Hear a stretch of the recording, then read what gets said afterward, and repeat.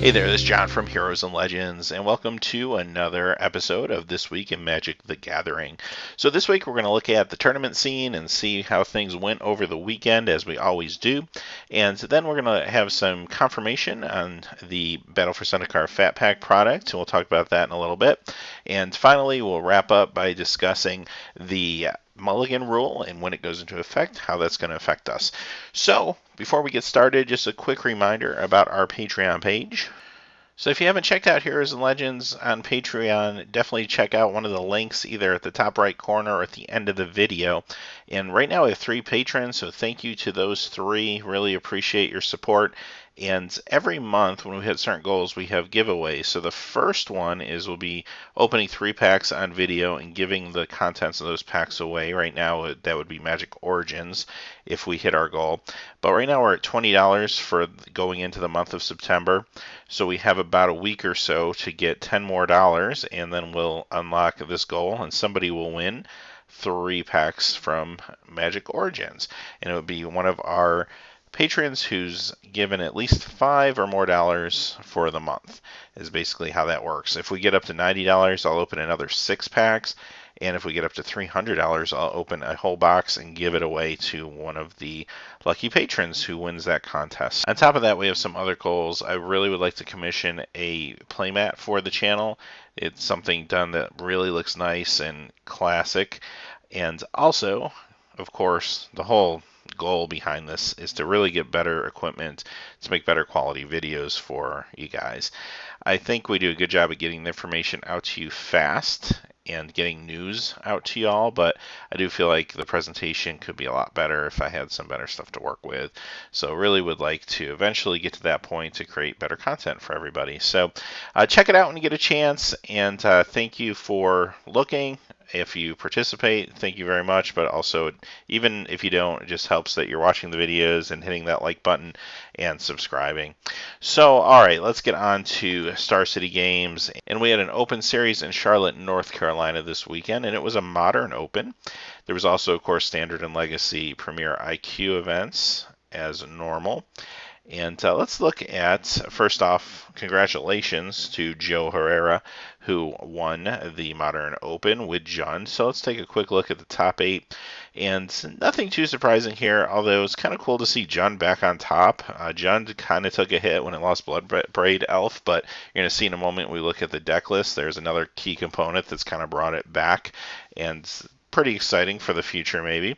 Merfolk did very well in this tournament. They kind of come and go and hit and run, but we came in second this time around, so that's pretty cool to see.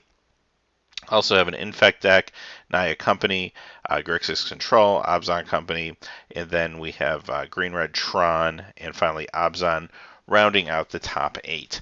So let's take a closer look at the winning Jund deck, and here's where things get a little exciting. So there's a Abbot of the Carol Keep. It's a one of, but it's in here kind of tying things together a little bit with the deck. And other than that, pretty much what you're used to seeing from Jund.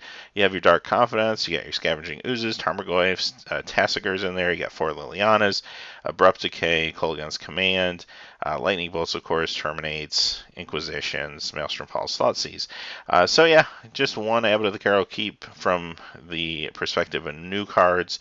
Other than that, everything's pretty much what you'd expect. But it's pretty cool to see this deck come back and makes such an impact in a single tournament anyway. Remains to be seen if it really starts to take over the metagame like it did in the past. I don't know if it will be that strong, but it's cool to see it win a tournament for sure. And now let's look at the standard IQ for the week. And quickly at the top 8, the first place deck may be a little bit of a surprise, and Abzan Rally deck ended up taking it all.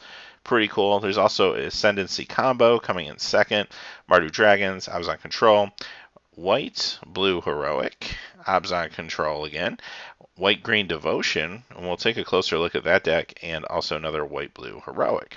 Round out the top 8. So, I don't know, not as much diversity as I would have liked to see or like we have been seeing, but seems like a lot of those old decks are just filtering back to the top, although Abzan Rally and the White Green Devotion maybe are a little different. So let's take a closer look at those. First off, Here's your Abzan Rally deck that won the tournament.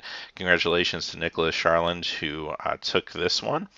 And pretty much the build you're used to seeing with these decks. It's been floating around since really the first weekend after the Magic Origins set came out, and here it is. So it plays 4 Lilianas, which is interesting to take note of from a finance point of view.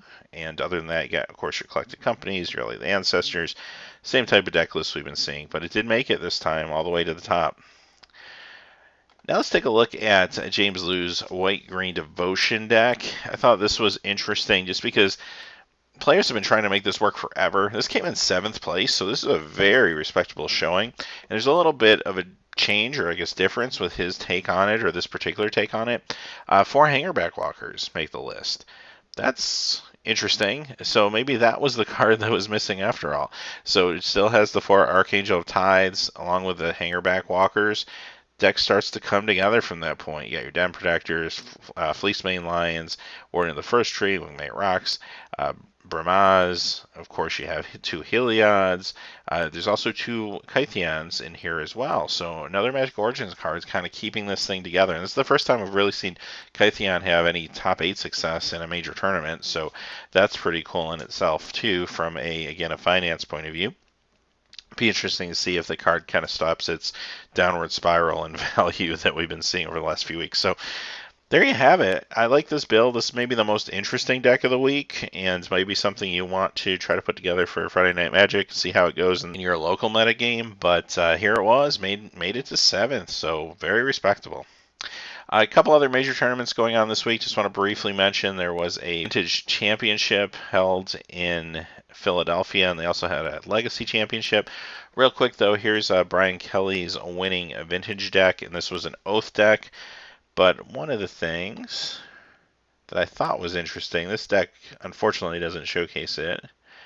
However, there was quite a few Hangerback Walkers showing up in a lot of the decks, and some of the decks that made top 8 as well in this tournament. So there you go again with Hangerback Walker. It's making a big splash really in almost every format now. I'll just take a quick look at the deck list here before we move on to the next topic.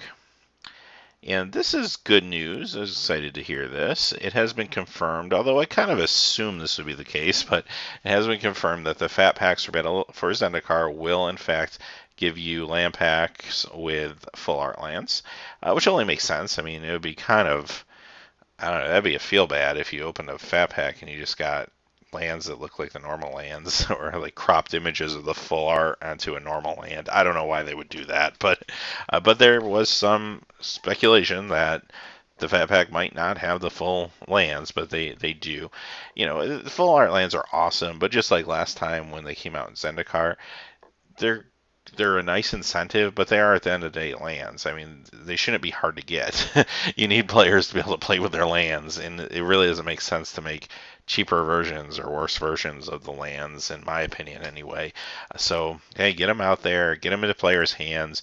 After the first Zendikar, they were everywhere. Everybody was playing with the full art lands. You would play in a lot of limited tournaments or even pre-releases where people would bring their full art lands. They were just all over the place. Now, obviously, time goes on. They're worth a little more. They're harder to obtain.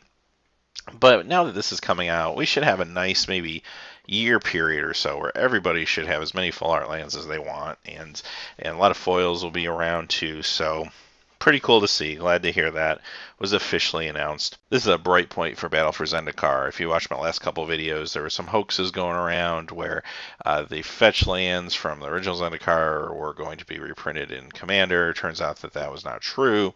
You know, so that type of stuff is just kind of sours you to the game, but it's nice to have some good news and confirmation coming out of Wizards of the Coast. So let's move on to the last topic of the week, and it is the new Mulligan Rule. So just want to talk a few minutes about this. And Wizards put this out a few days back and basically confirmed that the new Mulligan Rule is happening. It's going to start with the Battle for Zendikar pre-release. So starting at that pre-release, this will go into effect, and it will be a rule in Magic going forward for Friday Night Magic or wherever you're playing. As far as Magic Online goes, it will take effect when the Battle for Zendikar pre-release hits Magic Online, which is about a week later or so when that happens. So, exciting news. I'm really excited about this. For those of you who aren't aware of this specific rule, I'll leave a link so you can look at this article, but basically what it is if you mulligan, before you start the game, you have the opportunity to look at the top card of your library, and you can either keep it on top or put it on the bottom. So you basically scry one before you start the game. So it's a little thing, but it's just another opportunity to hopefully make it so that mulligan isn't as damaging and as punishing as it could be. I mean, we've all played games and watched games and coverage that were just blowouts because of mulligans and just some bad draws. This doesn't necessarily completely take that away. The element of luck is an important part of the game. That won't leave the game, but at the same time, it will hopefully give the person taking the mulligan a little bit of more of a chance to make it a competitive game, and that's what people want when they play, and that's what people want to watch in coverage as well. So it's definitely a good move, and I'm excited about it. I can't wait to try out the new rule. Ultimately, if it makes maybe even 1 out of 5 games where you have to mulligan down to 4 or 5 cards or something like that, just a little better and give you a little bit more of a chance to build your hand and build your land out, that's pretty awesome. You have a chance to win where maybe you won it. I think one of the reasons they were a little shy about implementing this, there's probably 2 reasons. One, you have to look at the technical aspect because you do have Magic Online. You have the new game that came out, the Magic Origins. Now it's escaping me, the Duels of the Planeswalker Magic Origins. So I'm sure there's going to have to be updates, of course, to update your electronic games, which is a little awkward. Also, at the same time, you do want to see how this is going to affect the metagame as far as does this make combo decks better. I do think this makes combo decks slightly better. Not a whole lot, but there's a small percentage of a chance now that combo decks are the decks that like to mulligan the most. You're going to mulligan maybe what would normally seem like a good hand to a normal deck because it's not holding one or more of the combo pieces. So they're going to take the biggest advantage of the fact that they can mulligan and now look at the top card and perhaps put it at the bottom if it's not a good card for them. So having said that, I think the probability is so low that it's not going to mean combo decks are going to take over the landscape. However, you did see in the Pro Tour that teams were taking a little more of a chance on decks that really relied on a couple cards to win. Even your Ornithopter deck kind of fits under that umbrella, that I really kind of want to find an Insult Artifact as quickly as possible, and I can mulligan now and maybe just get a little tiny slight chance to hit one more so than I would have before that rule went into effect. So will it affect the metagame? Yeah, I think it will.